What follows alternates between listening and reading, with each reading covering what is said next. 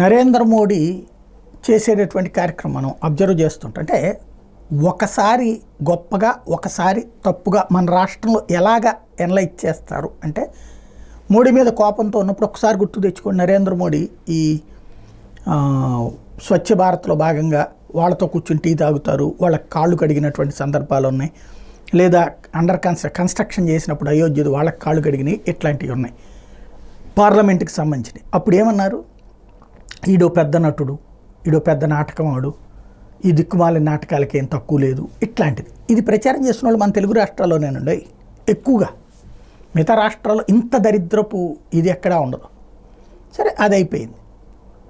ఇప్పుడు అదే మన నాయకులు చేస్తుంటే సూపర్ శబాష్.